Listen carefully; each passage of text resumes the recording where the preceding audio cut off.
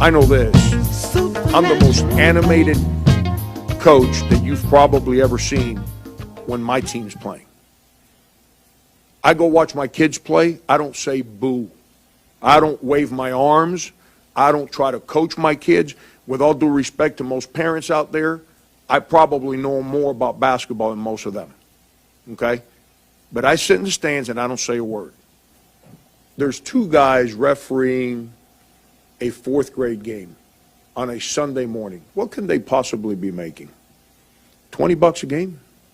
I used to do that. I used to make $12 for 10 and under, 15 for 15 and under, and 17 or 18 bucks for high school age kids.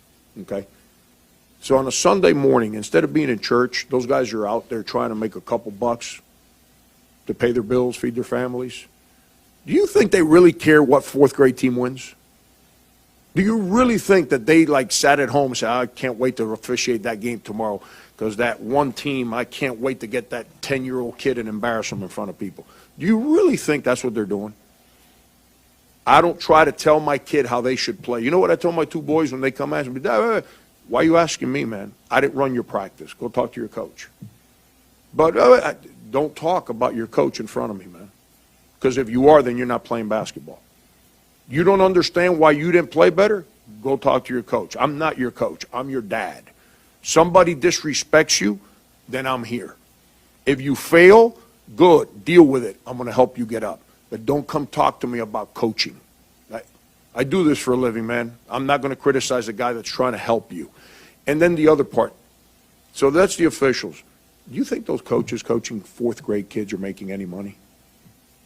So there's someone that's giving of their personal time on a Sunday for free to help other people's children, yet we're going to have the adults in the stands yelling obscenities at the officials, criticizing every decision the coach makes, yelling at the kids like the kids, they're 10 years old, man. Like if there were LeBron James and Dwayne Wade playing in the NBA Finals, like the kids, they're 10 years old, man.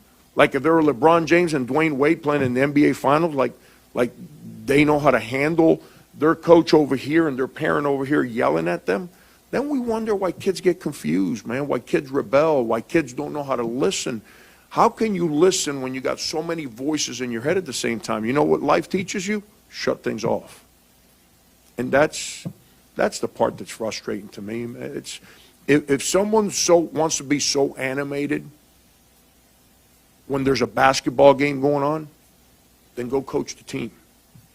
Go run practices. Show up every day at 6 o'clock at night and run an hour and a half practice.